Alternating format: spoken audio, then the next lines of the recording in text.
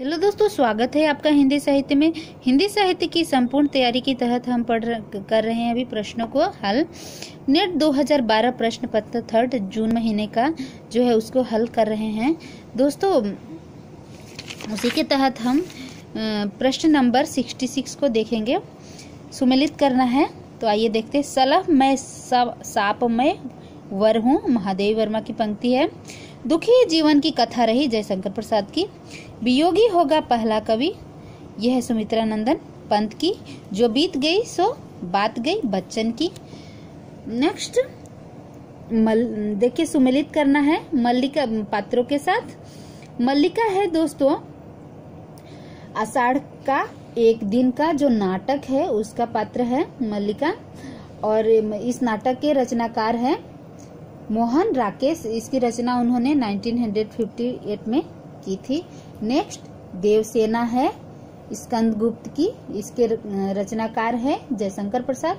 1928 में इसकी रचना की थी। शीलवती सूर्य की अंतिम किरण से सूर्य की पहली किरण तक, यह सुरेंद्र वर्मा का नाटक है और इसकी रचना उन्होंने 1975 में की थी। यह एक नापुंसक पति की दुख की कहानी है। इसमें सूर्य की अंतिम किरण से सूर्य की पहली किरण तक। और नेक्स्ट है दोस्तों शर्मिष्ठा, इसका ये देहांतर का पात्र है। आइए नेक्स्ट देखते हैं। रति सुमेलित करना है उपन्यासों का, उनके उपन्यासकारों के साथ। रतिनाथ की चाची नागार्जुन का है। परती परिकथा फणीश्वर नाथ रेणु का है, 1956 में लिखा गया था। कब तक पुकारूं, यह है रागे राघव का। यह ब्रज के नटों के ऊपर जो उनकी जिंदगी है उसके ऊपर लिखा हुआ यह उपन्यास है दोस्तों। और पानी के प्राचीर है रामदरस मिश्र। मैंने आपको बताया था कि रामदरस मिश्र नाम क्यों पड़ा, क्योंकि वो पानी में अपना चेहरे का दर्शन करते रहते हैं। नेक्स्ट दोस्तों चिंतामणि, यहाँ पे सुमेलित करना है। चिंतामणि कवि कुलक कल्प तरु, कवि कुल कल्प तरु इनके का जो काव्य है उसका नाम है। तो चिंतामणि इनका नाम क्यों पड़ा, क्योंकि कुलक कल जो इनका कल है नल है उस पर तरु मतलब पेड़ उग गया, इसलिए ये चिंता करते करते चिंतामणि बन गए। मतीराम इनका है वृत्त कौमुदी। तो मतीराम के मती में राम राम राम राम गोल गोल घूमते रहता है, तो सभी लोग के वृत्त के समान गोल गोल क्या घूमते रहता है, राम राम राम राम घूमते रहते हैं। यहाँ तक कि जब वो आंख मूंदते हैं, आंख बंद करते हैं, तभी भी राम राम घूमते रहता है। तो इसलिए इन्होंने वृत्त कौमुदी की रचना की। भूषण क्या करते हैं, इनका है छत्रसाल दशक। इनके पास बहुत आभूषण है, वो अपने आभूषणों को छत्र में छुपाते हैं। और कितने छत्र में छुपाते हैं दोस्तों, 10,000 छत्री में छुपा के रखते हैं अपने भूषणों को। बोधा का है विरह वारिस। वारिस को हम समझेंगे दोस्तों बारिश। बोधा है अबोध है, इनको कुछ समझ में नहीं आता है, तो इसलिए वो बारिश होता है। जब भी बारिश होता है तो वो भीगते हैं, तो बोधा है अबोध है विरह बारिश। नेक्स्ट दोस्तों देखिए सुमेलित करना है। वल्लभाचार्य का है शुद्धा दैत्वाद। तो देखिए ट्रिक के साथ हम इसको कैसे पढ़ेंगे। एक आचार्य है जो बल्ब जलाकर अपनी पढ़ाई करते हैं, तो जो भी बल्ब जलाकर पढ़ाई करेगा, अंधेरे में नहीं करेगा, तो वो तो शुद्ध ही लिखेगा ना दोस्तों। तो शुद्ध दैत्वाद। निम्बकाचार्य इनका है दैत्वाद। निम्बकाचार हम सभी को पता है कि नींबू का अचार। निम्बकाचार्य को हमको क्या समझेंगे दोस्तों, नींबू का अचार। नींबू का अचार बहुत टेस्टी होता है, और इनका अचार एक बार जो खाता है एक बार और रिपीट करता है, 2 बार खाता है इनका नींबू का अचार। तो इसलिए दैत्वाद, एक बार दिया दैता, फिर नेक्स्ट बार भी दिया दैत्वाद, 2 बार खाता है। तो नेक्स्ट देखिए रामानुजाचार्य। हमारे भारतीय संस्कृति में राम का नाम बहुत श्रेष्ठ है। जो भी राम का नाम लेता है वो क्या होता है, विशिष्ट बन जाता है, स्पेशल बन जाता है। तो विशिष्ट दैत्वाद, राम स्पेशल है, विशिष्ट है, इसलिए रामानुजाचार्य विशिष्टवाद। नेक्स्ट है दोस्तों मध्यवाचार्य। मध्यवाचार्य का नाम मध्याचार्य क्यों पड़ा, क्योंकि मधु का अचार बांटते थे। लेकिन मधु का अचार तो टेस्टी नहीं होगा, क्योंकि मीठा अचार लोग चटपटा चीज जिसको पसंद होता है वही अचार खाता है, लेकिन मधु तो मीठा होता है। तो ये क्या है, दैता दैतवाद, एक बार देते हैं, दैत इसमें एक ही बार है, तो मधु का अचार जब एक बार देते हैं तो फिर नेक्स्ट टाइम इनको देना नहीं पड़ता है, क्योंकि लोग इनके अचार को पसंद नहीं करते हैं। तो मध्वाचार दैतवाद सिर्फ एक बार ही देते हैं, और शुद्ध दैतवाद नींबू का अचार बहुत टेस्टी होता है। दैता दैतवाद 2 बार।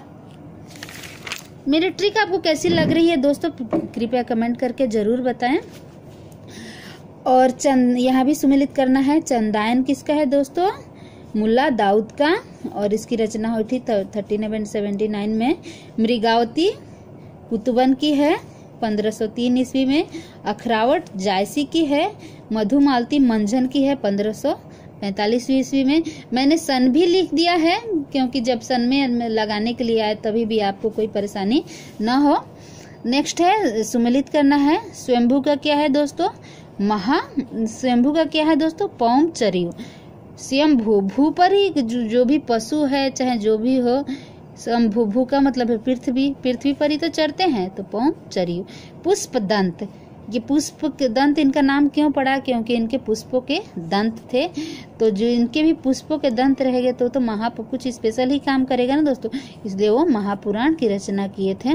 अब्दुल रहमान संदेश रासक, रहमान मान सम्मान के साथ संदेश भेजा जाता है, इसलिए संदेश रासक ही तो लिखेंगे। सबरपा चर्यापद, ये सबरपा का सबरपा नाम क्यों पड़ा दोस्तों, क्योंकि ये क्या करते हैं दोस्तों, ये सिर्फ 4 पद ही पढ़ते हैं, और सब उनको जब उनके गुरुदेव उनसे पूछते हैं कि क्या आपने पढ़ लिया सब, तो क्या बोलता है, सब रटा, मैंने सब रटा, लेकिन वो 4 पद ही पढ़ते हैं। तो देखिए दोस्तों, स्वयंभू का समय है 783। पुष्प दंत से 10 याद कर लेंगे हम, ये जो दंत है इसको 10 कर लेंगे, 10वीं शताब्दी। और अब्दुल रहमान का 12वीं से 13वीं शताब्दी, और सबरपा है 8वीं शताब्दी के। नेक्स्ट देखिए, धातु से सुमेलित करना है। धातु सिद्धांत हेज का है। यो हे हो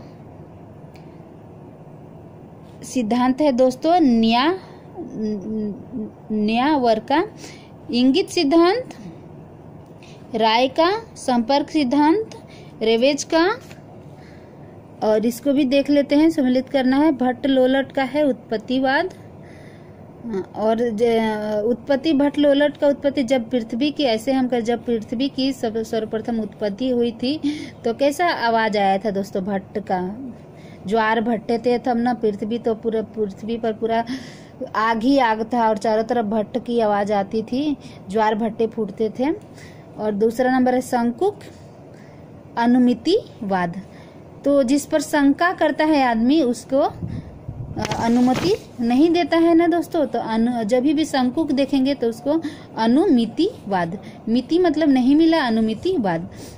तीसरा भट्ट नायक का है भुक्तिवाद।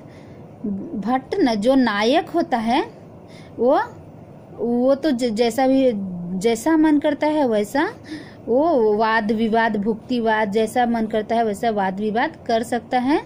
और अभिनव गुप्त, जो अभिनय करता है उसको तो अभिव्यक्ति की आजादी होती है, तो इसलिए अभिव्यक्तिवाद किसका हो गया, अभिनव गुप्त का। नेक्स्ट देखिए, प्रतीक समाचार पत्रों को उनके संपादकों के साथ सम्मिलित करना है।